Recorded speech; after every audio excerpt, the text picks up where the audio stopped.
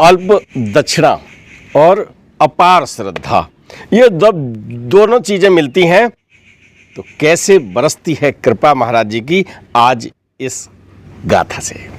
नमस्कार, मैं विनोद शुक्ल आपको सुना रहा हूँ बाबा नीम करोली की अद्भुत गाथाएं।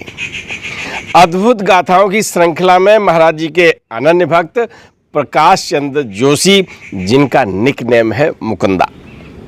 मुकुंदा दादा वही है जिन्होंने बहुत ढेर सारी गाथाएं उन्होंने संकलित कर अपनी पुस्तक में प्रकाशित की हैं। बहुत सारी गाथाएं, बहुत सारे अनुभव। तो आज उनका एक निजी व्यक्तिगत अनुभव हम आपसे शेयर करते हैं।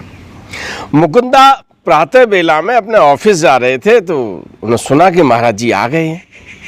महाराज जी चर्च लेन में विराजमान है। इलाहाबाद में उस समय मुकुंदा सर्विस कर रहे हैं। ऑफिस के लिए चले तो सोचा चलो दर्शन कर लें। मुकुंदा 4 चर्च लेन पहुंचते हैं। महाराज जी तख्त पर विराजमान है। प्रातः बेला है। देखा जैसे ही इधर से मुकुंदा देख रहे हैं, उधर से महाराज जी की नज़र पड़ती है। क्या दृश्य होता होगा, अब हम लोग तो केवल कल्पना में ऐसा करते हैं। तो मुकुंदा ने प्रातः बेला में सोचा कि आज कुछ दक्षिणा दे दें महाराज जी को। जेब में डाला, पैसे कम थे। अब ये नहीं बताऊंगा कितने रुपए दिए, जितने थे उसमें से कुछ लेके और महाराज जी को समर्पित किए, प्रणाम किया।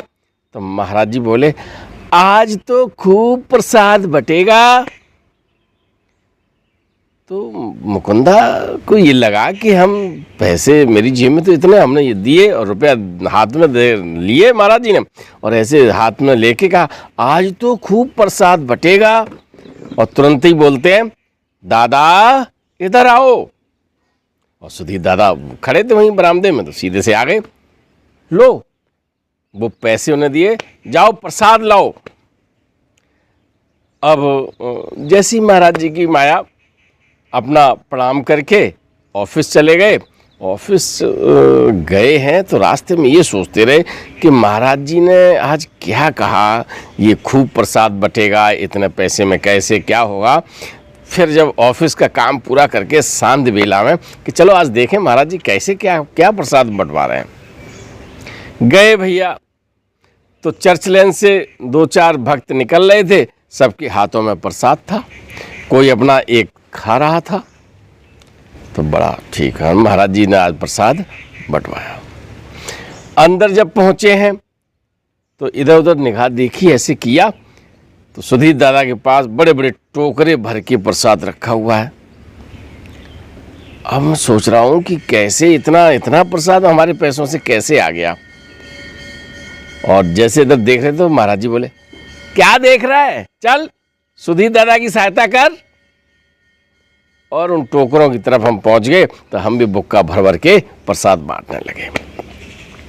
अब मन में केवल एक बात आ रही है कि प्रसाद तो हमारा बट रहा है, और लेकिन महाराज जी ने इतना प्रसाद कैसे मंगवा लिया।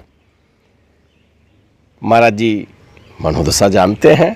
महाराज जी बार बार जब ये हम बांट रहे हैं, यानी मुकुंदा बताते हैं कि जब हम बांट रहे हैं तो महाराज जी बार बार देख रहे हैं। देख के सुधीर दादा भाई जब पास में खड़े हैं तो दादा ये बताओ आज प्रसाद कौन कौन बंटवा रहा है। तो दादा मुस्कुराते हैं, क्योंकि दादा और बाबा की बात जरूर हुई होगी।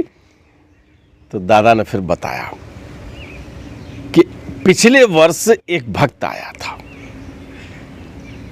उसकी पत्नी भी साथ में थी, और महाराज जी के चरणों में बैठ के खूब रोए दोनों।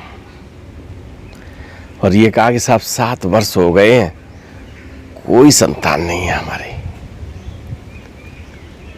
आज अपराह्न वो आए हैं, एक 2-2.5 महीने का बच्चा है। देखो महाराज जी के नीचे वो बैठे, कंबल का बिछौना था, महाराज जी ऊपर बैठे हुए थे।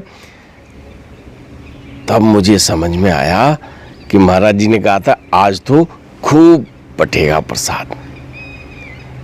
मित्रों, मैंने ये गाथा इसलिए सुनाई कि हम न्यून करें, हम बहुत अधिक कर दें, और उसमें हमारा ईष्ट, हमारे महाराज जी क्या करेंगे ये किसी को पता नहीं होता। मुकुंदा को पता था कि हमारे पैसों से ये प्रसाद बट रहा है और हमने बहुत कम पैसे थे, इनमें इतना प्रसाद कैसे बट सकता है। और फिर क्योंकि महाराज जी को पता था कि प्रसाद और भी आ रहा है और आज खूब प्रसाद बटेगा। द्रव्य न्यूनतम स्थिति में हो, बिल्कुल न हो, बहुत हो, लेकिन जहां अपार श्रद्धा हो जाती है वहां महाराज जी की कृपा मिलती ही मिलती है।